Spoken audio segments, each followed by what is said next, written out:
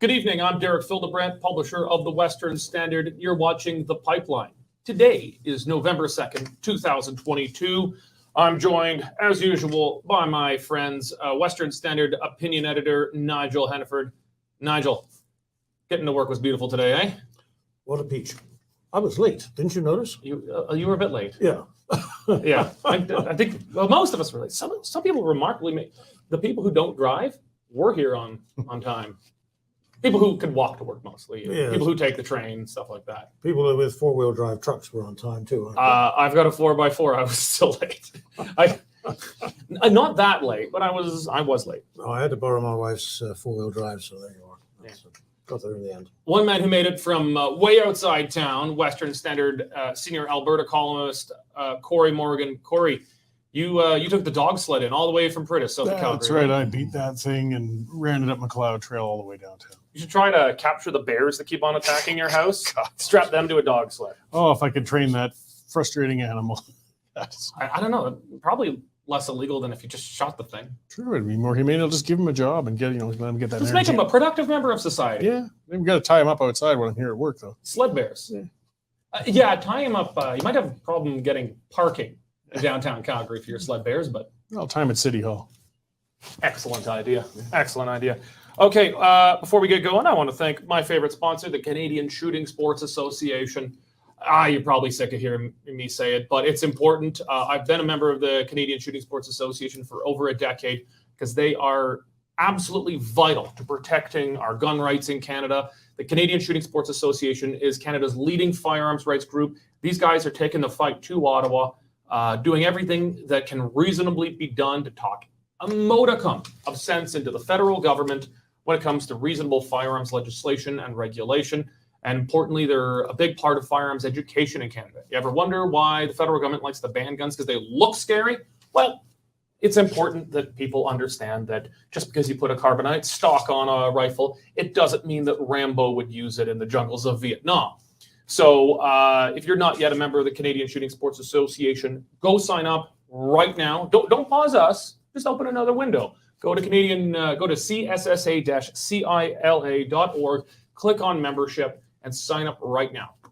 Speaking of membership, if you're not yet a member of the Western Standard, go to westernstandard.news and click on membership. It's only $10 a month or $100 a year to get you unlimited access to all Western Standard content, giving you one of the only media sources left in Canada that refuses to take the federal government's media bailout money.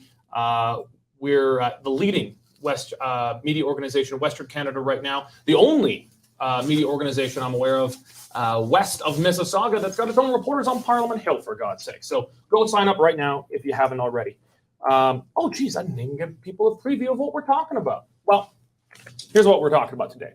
Supreme Court of Canada has ruled that it's unconstitutional to put pedophiles and rapists mandatorily on the sex offender registry.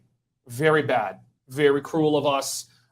So sex offender registry or mandatory sex offender registry, unconstitutional. Long gun registry, that's okay. So we're going to talk about that. We're going to talk about, speaking of the Supreme Court and things like that, we're going to be talking about the federal government's hypocrisy around the use of the Notwithstanding Clause. You may have heard the Ontario government invoked it kind of casually in dealing with contract with Ontario government teachers, imposing a contract. Well, everyone's lost their minds about it. Trudeau's lost his mind about it. Jagmeet Singh's lost his mind about it. Not a big loss. I don't remember hearing them say anything when it came to persecuting Anglophones, Muslims, Jews, and Sikhs in Quebec. Maybe I just wasn't reading the news that day. I don't know. So we're going to talk about that. And speaking of rights, today's a lot about real rights and fake rights. Here's a right that hasn't had a lot of defenders in government lately. Alberta Premier Danielle Smith talking about back pay for people who were government workers in the last two and a half years who were fired for the terrible crime of being unvaccinated. You'd think that makes sense. But obviously the Alberta government's not been talking about that until very recently because it was the Alberta government that did it. So very interesting, and the usual suspects are lighting their hair on fire over it. Okay, so let's start with the Supreme Court of Canada has ruled that that putting people. Well, actually, we'll go back a little bit. 2011, Harper government passes a bill that says that if you have two or more, no, if you commit a sexual offense, it's mandatory that you go on the National Sex Offender Registry. And if it's two or more offenses, then it's for life. It can't come off. There was a case, guy raped two girls in Calgary, or sexually offended them. I'm not sure the details of it, but bad things. And Supreme Court of Canada just ruled that it was unconstitutional, very cruel of us, not in keeping with our constitutional values here, that he be on for life. Nigel, give us a little background. What the hell was the reasoning here? So here's the thing. The Harper government took the view that the government was there to protect people. And so we try to be fair to criminals, we try to be just, but we are primarily interested in protecting people.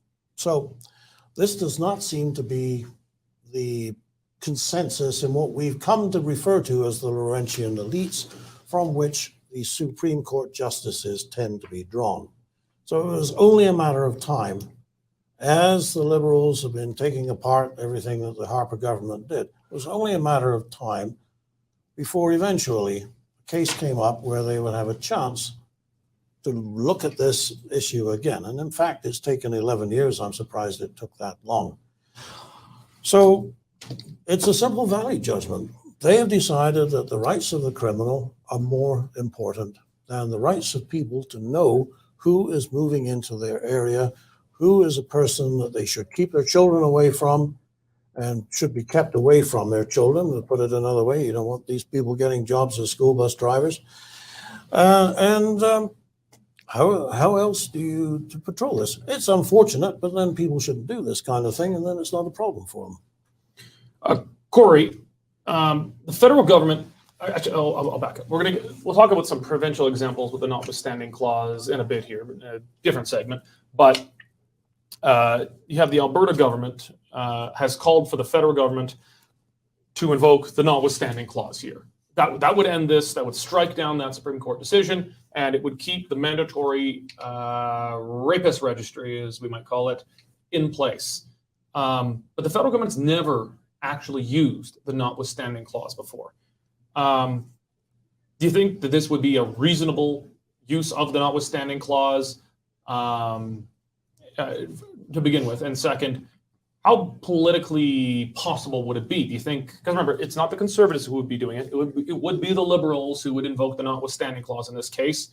It would need the consent of all Parliament, and they would probably get it from the Conservatives. Probably, maybe the NDP wouldn't, or maybe the Bloc, I don't know. But first, how reasonable do you think it'd be to invoke the Notwithstanding Clause here? And do you think the Liberals, with their voter groups, would actually be able to get away with this politically? Well, they'd have to have the will to do it. I mean, I think they have a valid case in saying public safety is at risk and we need to fix the legislation. You can even politically spin it and say, hey, Harper buggered it up, but we need to close that door right now, invoke the Notwithstanding Clause and get in and redraft it and fix what the justices found wrong. I mean, there's a political way through, but they won't do it. Particularly with the pissing match they've got with Doug Ford going on right now. They've really gone on about how apparently extreme the Notwithstanding Clause is. And I mean, I was looking up, if you look past too, with Anne McClellan, you might remember there was a case with Sharp, his name was, he was a pedophile. And he actually, self-representing, got our child porn laws struck down. Not many people realize that. And we did. Sorry, just for legal purposes, I want to verify. Yeah. He was definitely a pedophile and convicted of that. Yes, he was we're convicted. Not gonna get in trouble for No, we're not getting in trouble for that. Okay. And he was a noteworthy one. And if we do get in trouble, it was all Corey. It was all Corey if that's not true. And Anne McClellan was Justice Minister at the time, and the Reform Party was outraged. And they did eventually close that and bring in a new law, but it was a 6-month lapse of technically not having child porn laws for possession, at least. Mm-hmm. And it was still illegal to make it and create it and a few other things. Like when we get to these sex offenders, I was looking it up. There's some really good stats online with the federal government. And they're some of the most dangerous recidivists of any criminal category. And it takes some time. And the stats with a convicted sex offender, I mean, it varies by the category, but within 5 years, it's something like only 10% have reoffended, which is still discouraging. Within 15 years, 24% have reoffended. And it's even higher with pedophiles. Yes, they tend to be much higher. The worst one is actually pedophiles and 2 boys, and that gets up into the 49% range. But so we're talking about people, and I understand when you take the whole average, 75% won't reoffend, or at least won't be caught reoffending. Yeah. I put the public safety first. I mean, 1 in 4 of these people is going to reoffend. We have to know who they are. We have to prevent this as much as possible. And it's just ridiculous that they take this ability to track these guys away. It's dangerous. Nigel, the Liberals have kind of, it's odd. The Liberals like to own the Charter. They like to own the Constitution Act 1982 under Pierre Trudeau.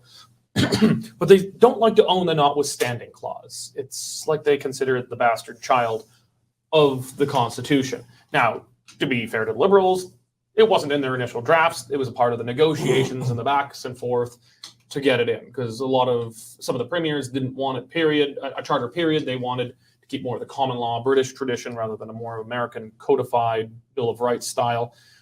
But it is a part of the Constitution. And I think the Liberals have tried to make the case over quite a period of time that it might be there, but it's not ever supposed to be used. Do you think there's any reasonable political argument for the Liberals to make that, well, it's not generally supposed to be used, but it's a break glass in case of emergency case? And, well, geez, I think keeping pedophiles on a list and rapists on a list might be the case. Do you think the Liberals could make a case that would not offend their base too much? I actually don't. I don't think that it's that kind of a party anymore. The Liberal Party that brought this in, first of all, you're absolutely right. It was a deal. It was a thing that broke the logjam in the constitutional negotiations that took place in 1982. It's actually to the credit of an Alberta Premier, Peter Lougheed, that we have this. He, of course, had just come off the dust up with the federal government over the national energy policy. And I doubt that he was thinking about pedophilia registries. He was more thinking about energy legislation. But he said, we need something to stop when the Supreme Court rules something that is very much against the interests of a province. So this was the deal. Now, could they do it today? Well, I mean, theoretically they could, but look who the Liberals were back in 1982. Half of them were big-time lawyers, people who had connections in business, people who had met payroll. They actually used to wrap themselves in the flag in those days. It was a Liberal government that gave us the maple leaf and retired the old red ensign. So they were the party of patriotism. The Conservatives thought they were, but the Liberals had the opportunity to do it, and they did do it. And so people went along with them. That is not the Liberal Party of today. I don't think there are 2 people in that caucus sitting there in Ottawa now who have ever met payroll. What are they? They're academics. They're activists. We've got drama teachers. Part-time drama teachers. What have you got against drama teachers? I ask. But nothing. I just don't think. I just don't want to put them to be in charge of my life. You just don't think they should be acting the main parts. I would agree with that. All of which is to say that the kind of the center of gravity of what everybody reckons is common sense is very different in the Liberal Party today than it was back in 1982. In 1982, you could have found Liberals who would support hanging. You could have found Liberals who were pro-life.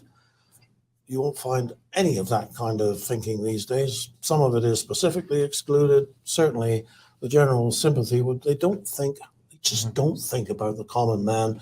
They think about the exception, the victimized, the criminal, the marginalized. Hence all this talk about equity, diversity, and inclusion. That's where they're comfortable.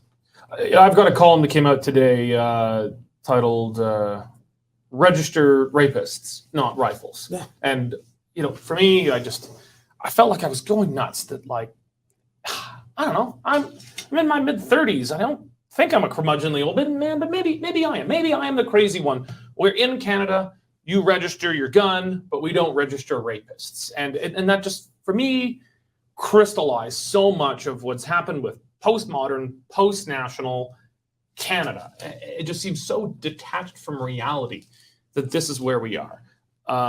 I don't know, some of it's ideology, some of it's political expediency. So let's take the conversation now into areas where the Notwithstanding Clause is actually being used. So over the last few years, the government of Quebec with François Legault's, no, I can never pronounce it, but the CAQ, his party, weird name, invoking the Notwithstanding Clause pretty casually on some issues around taking away the rights of Anglophones to learn and use English in their lives, taking away the rights of Muslims, Jews, Sikhs, and other religious minorities who have a visual display of their faith from partaking in public life in many ways. And you heard very, very little from, Justin Trudeau. You'd hear some kind of navel gazing like, well, I'm concerned by it. We have to defend the rights of these minorities, but wouldn't say anything about what he would do to do it. Wouldn't commit to challenge. Kind of did the same thing, afraid of offending Quebec nationalists and certain xenophobic corners in that province. Even Jagmeet Singh, a Sikh man who wears a turban, has very visual displays of his faith, good on him, was fairly muted, I would say, in his attacks on the Quebec government, afraid that would affect Quebec nationalists, which, when the NDP had their one wave, they relied on Quebec nationalists taking out the bloc. So very little, I'd say, muted criticism of Quebec when it uses the Notwithstanding Clause to nakedly strip away real rights. But Ontario, the Ontario Doug Ford government just invoked the Notwithstanding Clause preemptively to impose a contract on teachers to avert a strike and keep kids in the school. Well, shit went down. It's raining hell. The entire NDP caucus in the Ontario legislature was thrown out for breaking the rules and being too disruptive during the debate on the bill. Jagmeet Singh has called for an emergency debate on Ontario using the Notwithstanding Clause in a union contract, and Justin Trudeau condemning it terribly. I suppose I don't need to ask you both if this is hypocritical, but we'll start with you, Nigel. What would drive naked hypocrisy of this level? Like, how are they going to try and square this? That one is regrettable and you can muse about how it's not great, and the other one, well, we may as well invoke the Emergencies Act. So I'll give you two. One would be that as far as the NDP is concerned, it's the teachers' union. That is one of the protagonists. The NDP and the teachers' union may as well be joined at the hip. They are best buds. So of course they're going to go to bat for the union. The other reason that may appeal to Mr. Trudeau at the moment is, while we are talking about that, we're not talking about what's coming out of the inquiry into the trucker convoy, some of which doesn't make the government look too good at all. So better to have if there's going to be stuff in the papers, let's have it in something which is, we're not the bad guys. We can even represent ourselves as the good guys. I don't know, Corey. How does the NDP square this one? Like, they're probably the most extreme in this, saying Doug Ford is, the new Hitler for imposing a contract on teachers. But they have to. That's what they are. I mean, their money, their driving is from the unions. If you look in the NDP constitution, I'm the dork who read it up with the provincial one and the federal one. They have guaranteed seats on their provincial boards for all of the union heads in Canada. They are a union party. They can't. Most, not every single union, but yeah. Pretty much, yes. And Canadian Federation of Labour, Alberta Federation of Labour have guaranteed spaces, all of that. So, I mean, they cannot not take a union side. Likewise with Trudeau, he's got that alliance. That's what's holding his government together right now. And this is the only sort of deal breaker that could come with Singh. They can't push back on a union. Singh will have to break away from his Liberal alliance at that point. That would be the end of it. So Trudeau can't take another side on this one. I got a feeling they're getting some pressure. There's a lot of Toronto parents, Liberal voters, who are not thrilled of having their kids held hostage by the teachers union right now. But Trudeau's in a rock and a hard space. And plus, as Nigel said, it's a nice distraction from these Emergency Act hearings that they really don't want people focusing on right now. Well, let's talk about the Ford government. I don't think any of us are great sympathizers with government unions that try to establish a monopoly over our kids' educations. But I will say I'm a little concerned with how casually the notwithstanding clause is used here. In my column, I was saying today, the notwithstanding clause, if it's going to be used, should be used rarely. It shouldn't be used flippantly. And I think the federal government used it pretty casually here. Now, the federal government, to be fair, has been very casual about violating people's rights over the last few years. The difference is now with someone else's rights. The NDP cared not when they were violating the rights of vaccine refusenecks or people who didn't want to shut down their businesses and go bankrupt. They didn't care there when rights were flippantly violated. This is being used fairly casually. Now, I know Howard Anglin, he writes for The Hub, he was saying, he had an argument, I'm not sure if I agree with it, but I thought it was at least worth thinking about, that since the advent of the Charter, the courts have been very casual about pushing into the legislative space, out of their own spheres, as the judicial review and oversight, and making themselves effectively alternate legislators. And so because the judiciary has been casual about butting into legislation, while perhaps it's appropriate then that we do use the notwithstanding clause casually to push the courts back into their own spaces. I'm open to the argument, but I'm not sold on it yet. What do you think, Nigel? Do you think, first, is this a casual use of the notwithstanding clause? Is it a little too casual for comfort, first? And two, do you think it's appropriate to use it casually to try and push the courts back into their own space? Well, okay, on the last first, I'm all for pushing the courts back into their space. Not sure that this is what does it, but at any rate, back 40 years ago, it was pretty obvious that if you wanted to get something done, once the charter was in place, you go find yourself a lawyer, never mind your member of parliament. That's not where the locus of authority is anymore. As for whether Ford did this casually, I don't think anybody drops the notwithstanding clause casually. It is considered to be the nuclear option. Let me rephrase that. Nobody outside of Quebec. The very first thing, no, seriously, the very first thing that Quebec did in 1982 was it repealed all its legislation. You find this on a Government of Canada website if you really, you think this is a surprising thing to learn. But they repealed all of their legislation and immediately replaced it with legislation that had the notwithstanding clause in it. All other language legislation. Yeah, well, no, everything. Oh, everything. Everything. Oh, wow. So everything then had a 5-year limit on it, and it's all explained in this federal document. So, so they've always just said, "Oh yeah, we don't like that." Notwithstanding what the courts have said, we're going to ignore it. So they did. They have. They've set the pattern on this. If you think that any use of the notwithstanding clause is too casual, go to Quebec. They've got something there that will make your case for you. Mm-hmm. So now I come back to Ontario. If that whole situation had unraveled in Quebec, they would have done the same thing if they thought it suited their interests, and nobody would. Well, Quebec tends to use it in language or kind of racist ethnic stuff, Quebec supremacy. Well, they don't tend to use it on this kind of thing, at least that I recall. I'm not aware of them using it like this. Only because the situation hasn't presented itself in quite the same way. But I mean, here you've been in Ontario, so you have, if I understand the situation correctly, the two sides can't agree, ends up in court. The court makes a decision. The Ontario government doesn't like it. So, well, notwithstanding the court's decision, you guys are going back to work. And all the parents say, hurrah. Everybody worries about the rights of the teachers. I wonder what the rights of the parents are. Or the kids. Or the kids. Well, both actually, but the kids need their education. I mean, is teaching one of these occupations that you're not allowed to, shouldn't be allowed to strike?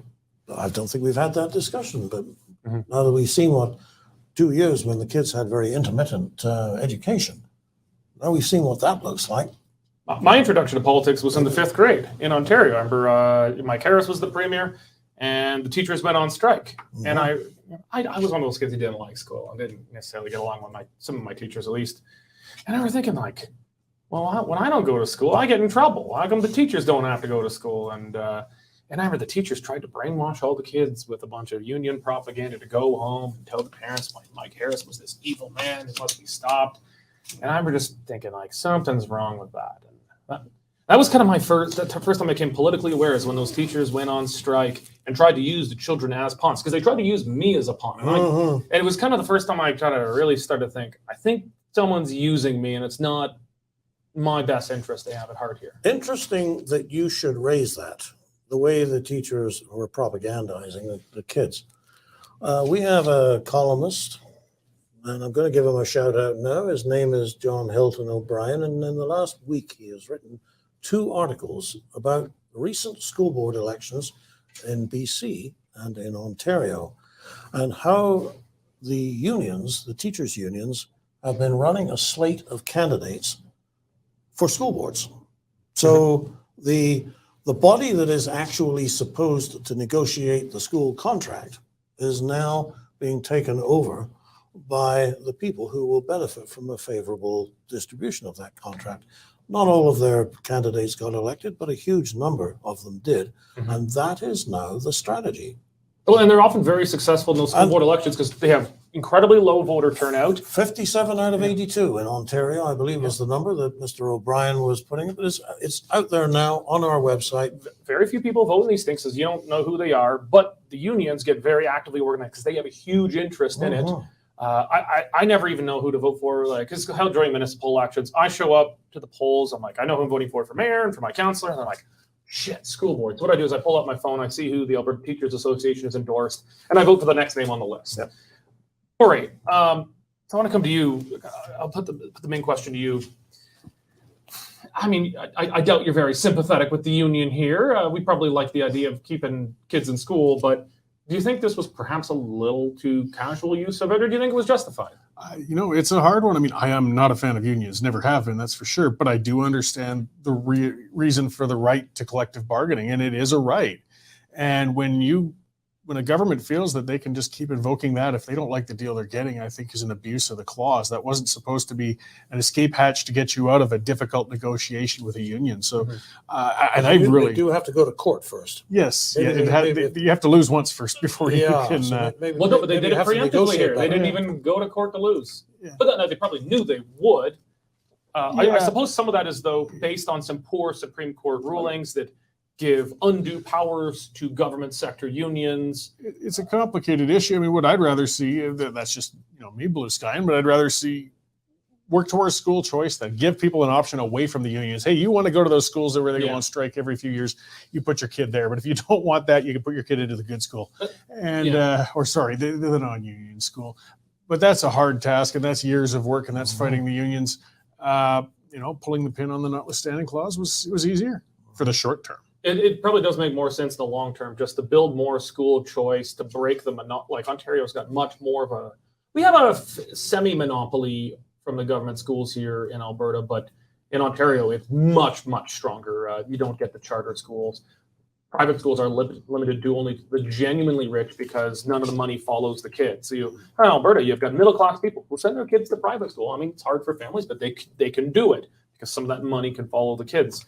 That would probably seem to be a better way to, hey, fine. You want to keep sending your kids to a school where the teachers are on strike every few years and they've got poor outcomes in tests.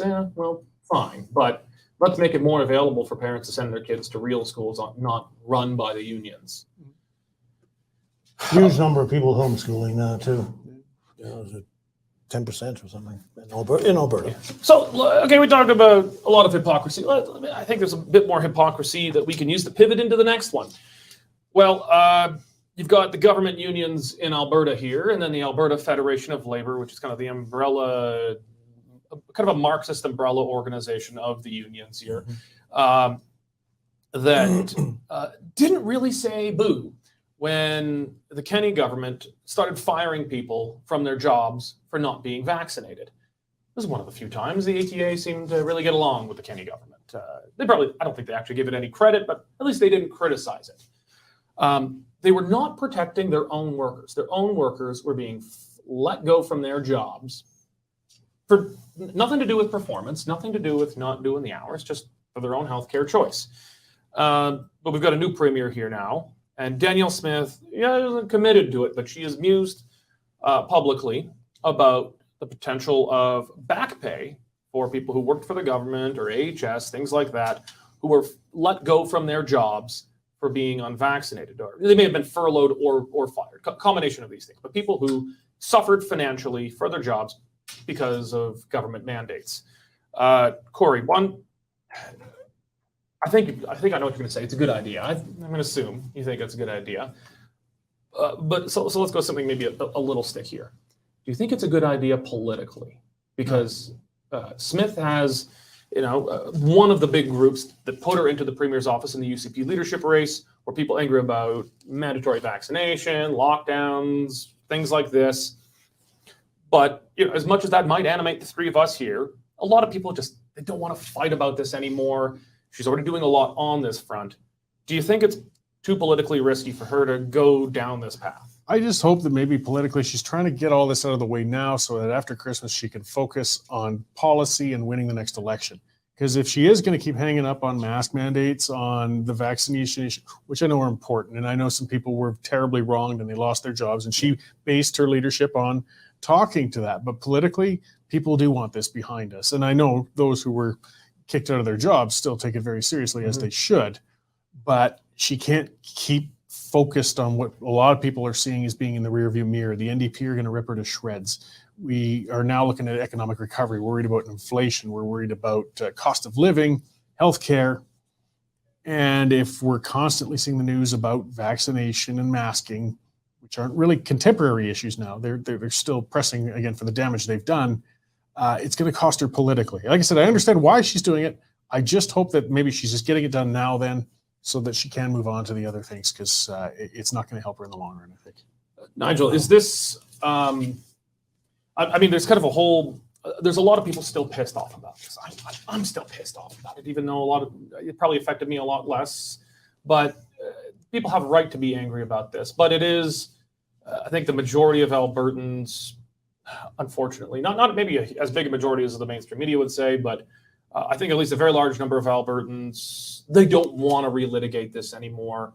And she does have to win over a broader audience. Do you think this is just not a good idea politically, or it's a good idea politically, but she has to do it now and then move on? Or is this just a bad idea, or just a great idea and she should ride this all the way? I'll take your second option. The time to have the discussion was before you ever opened your mouth. Now that expectation is out there, if it is not met, it is the people who voted for her who will be disappointed. Mm-hmm. She's got to go through with it. Otherwise, we've seen a lot of we've seen a number of instances where people who we have voted for and trusted to do what they said they were going to do have gone into power, and I guess the fashionable word is pivoted. We hate that. Mm-hmm. And if she sends a message to the people who were voting for her, who were animated by this issue, that, well, okay, maybe it's politically not so smart after all, there will be disappointment. You can only do that so many times before that disappointment turns into staying away from the polls. And she needs them out there next May. Mm-hmm. So she's got to go through with it now. Well, let's say she does this. And also, in her interview with me a few weeks ago at the UCP convention, she talked about essentially pardoning people who, pastors or restaurant owners, people who were jailed, arrested, ticketed, fined for the crimes of going about their lives and doing their jobs. Let's say she gets all of that done. I think there's going to be a short session of the legislature after she's expected to win her by-election next week. Then she comes in. She's going to do Sovereignty Act, Bill 1. That's the clearest expectation. I think that's what we're still expecting. Let's say she goes boom, boom, boom. She knocks all this stuff off. She gets it out of the way. What do you think she should do then when she comes out of the gate in January and February after the Christmas break here? Is it a pivot that she should undertake, or just kind of a focus? She said, I delivered on these things, now focus on other issues. What does she do to try and pull the UCP back up from the crappy poll numbers that it suffered from for the last few years? Well, the thing that there are a lot of people who care about the things we've just been talking about. Get it done by Christmas, yes. And after that, what are the other things that we all care about? Inflation. What's she going to do about that? Is she going to do the drop the provincial tax on gasoline, for example? That's a relatively easy thing to do.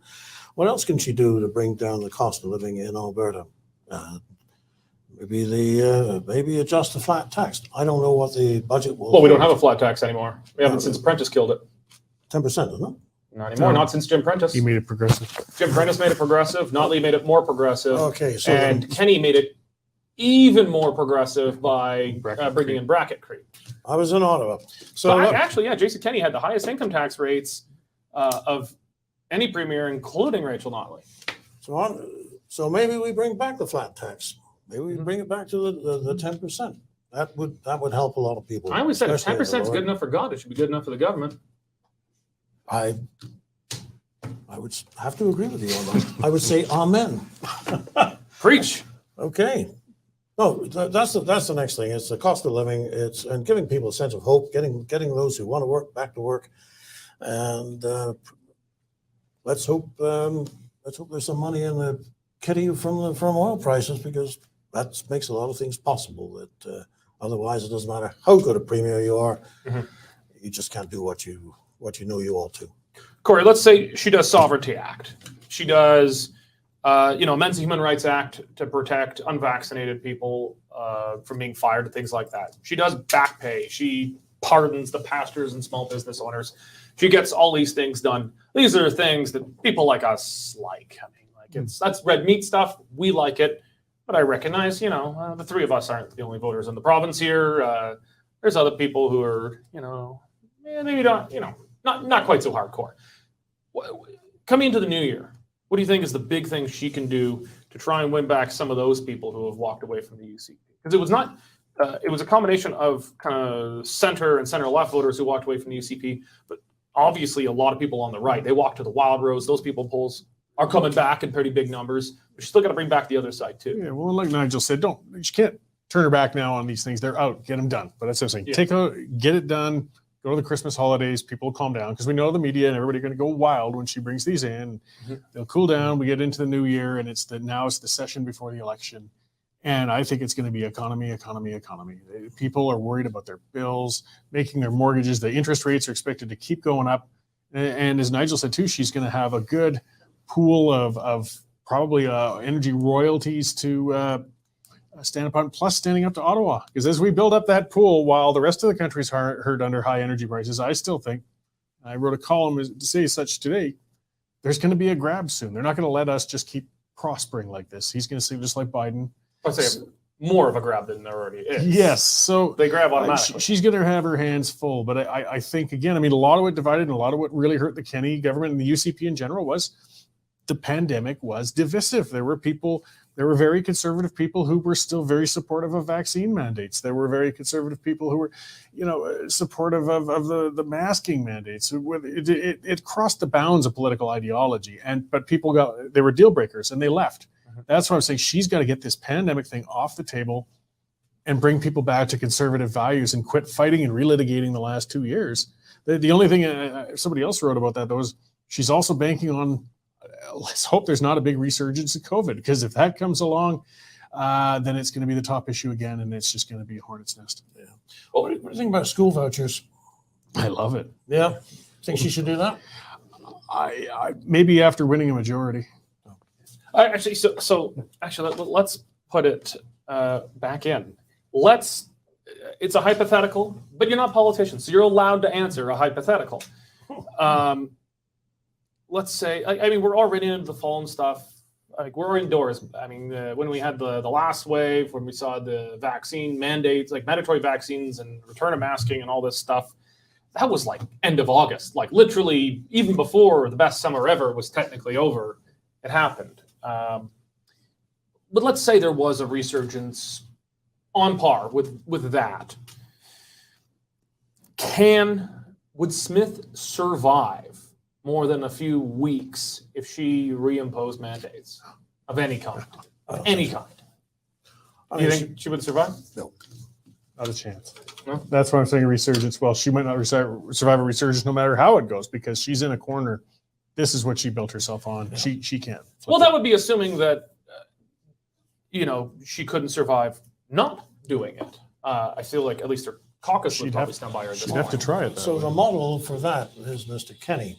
I mean, I know we sort of disagree a little bit about Mr. Kenny, and I'm perhaps a little more sympathetic to him than you are. But there is no question that COVID was the thing that killed him, because he didn't do what we figure is the right thing on that.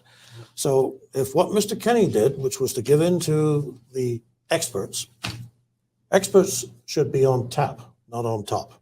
And Mr. Kenny allowed them to be on top. Well, that is a mistake. Certain experts. He did not have the economic experts. Well, he did not have the social experts. The health experts. One kind of expert. That is what Premier Smith cannot afford to do. She does what Jason Kenney did. She'll go the same way that Jason Kenney did. Let me put it another way. Could she survive going full Ron DeSantis? We have a wave, and she says, you know what? We're not doing what Ottawa's doing. We're not doing what the rest of the country is doing. We're going our own way. We're not shutting down. We're going to have a bunch of rapid testing and community healthcare stuff. We're going to do all these other things to react to it, but we're not locking down. We're not doing forced masking. We're not doing mandatory vaccination. Could she survive that? If things didn't turn worse here than in other areas where they did enforce, which I think a lot of us believe it's negligible, the impact that masking mandates had, or some of these vaccine passports. So if she took that approach, and the increase, if there was even one, in Alberta of deaths or infections wasn't perceptively higher than other provinces, she'll have made her point, and I think actually kind of glide in. But if we're even 5% higher in deaths than other provinces and she hasn't locked things down, she'll pay the price for it. Yeah, and one of the things that would drive that there would undoubtedly be a federal and provincial response. You would find that we've already seen the issue of BC keeping RCMP at the border and saying, do you have a valid reason for driving west out of Alberta? I'm going to go and see my property on the island. Well, no, sir, not today. You're not. Go back. We've seen that already, and that was when everybody was playing the official tune. So step away from that, and who knows what you might see. But I think she has to try it. To think, only a year ago we had internal borders like we were East Germany. It's just wild. Okay, well, we're going to wrap it up there. Nigel, Cory, thank you very much. Thank all of you for joining us as well. But stay tuned. At the end of this, we have got the agriculture report from Market Commodities. Stay tuned. Get the latest prices and the lowdown on what's going on in the Western Canadian agricultural commodities market. Thank you very much. God bless. Here's today's ag report from Wintry Lethbridge. Cash barley is trading at $4.55. Feed wheat is off a couple bucks at $4.73, and corn is lower at $4.75 per metric ton. In the milling wheat markets, December Minneapolis futures dropped 41 cents at $9.48, with local hard red spring bid for November-December movement at $12 per bushel. In the oilseeds, nearby canola futures are higher $7.70 at $8.91 per ton, with delivered values for December movement at $20 per bushel. In the pulse markets, nearby red lentil prices are trading at 34 cents per pound, and yellow peas remain at $13 per bushel. In the cattle markets, December live cattle are lower 47.5 cents at $151.48 per hundredweight. For more information on farm options, give me a call at 403-394-1711. I'm Matt Busicum at Marketplace Commodities, accurate real-time marketing information and pricing options.